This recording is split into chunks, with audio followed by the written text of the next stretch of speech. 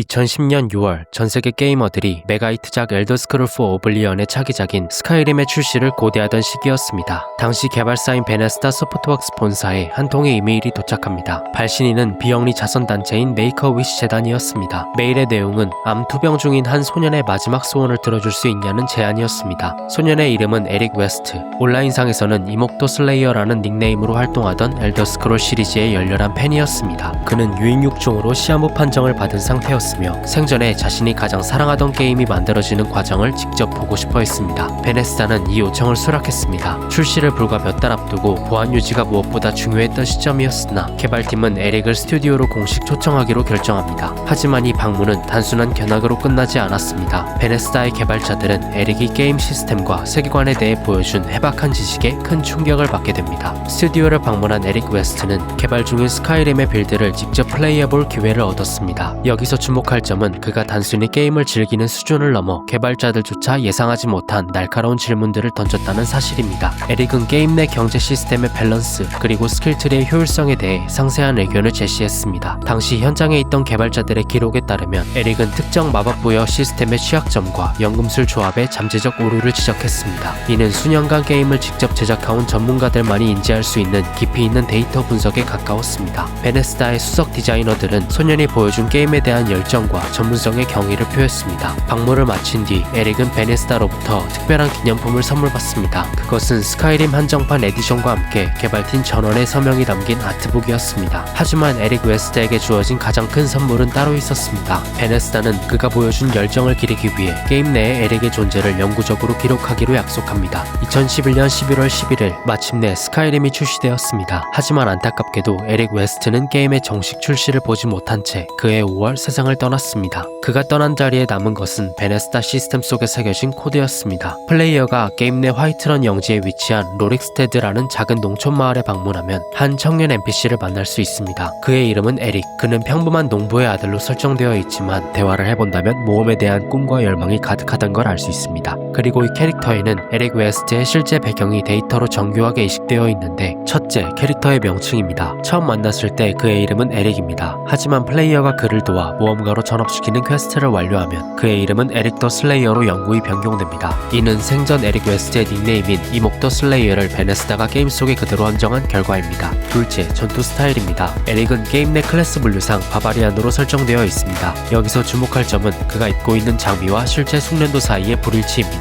에릭을 고용할 수 있는 퀘스트를 완료하고 난 뒤 그는 아버지가 사준 무거운 철제 갑옷과 검과 방패를 착용하고 있습니다. 하지만 내부 데이터상 그의 숙련도는 중갑과 한손무기 방패가 아닌 견갑과 양손무기에 높게 특화되어 있습니다. 이는 단순히 수치상의 오류가 아니라 안전한 길을 가길 바랬던 아버지의 걱정과 전장에서 강력한 전사의 모습을 꿈꾼 아들의 열망이 충돌하는 모습이자 생전 에릭 웨스트가 게임을 즐길 때 가장 선호했던 날렵하고 공격적인 모험가의 정체성을 개발팀이 섬세하게 설계한 기록입니다. 이 사실을 확인한 유저들 사이에선 에릭 자신에게 가장 맞는 장비를 입혀주고 모험을 떠나야 한다는 자발적인 문화가 형성되었습니다. 에릭 웨스트는 떠났지만 에릭 더 슬레이어는 14년이 지난 지금까지도 전세계 수천만 명의 플레이어 곁을 지키고 있습니다. 이 기록은 단순한 이스터에그를 넘어 커뮤니티의 문화로 자리잡은 데에는 몇 가지 객관적인 현상들이 존재합니다. 우선 스카이림 유저들 사이에서는 에릭을 절대 죽이지 않는다는 무언의 규칙이 공유되고 있습니다. 게임 시스템상 동료는 적의 공격이나 플레이어의 실수로 사망할 수 있지만 유저들은 에릭의 생존을 위해 별도의 보호 모드를 설치하거나 그에게 게임 내 최강의 장비를 부여합니다. 또한 로릭스테드 마을의 여관에 들러 그에게 모험을 제안하는 행위는 일종의 추모의식이 되었습니다. 유저들은 에릭을 데리고 스카이림에서 가장 높은 곳인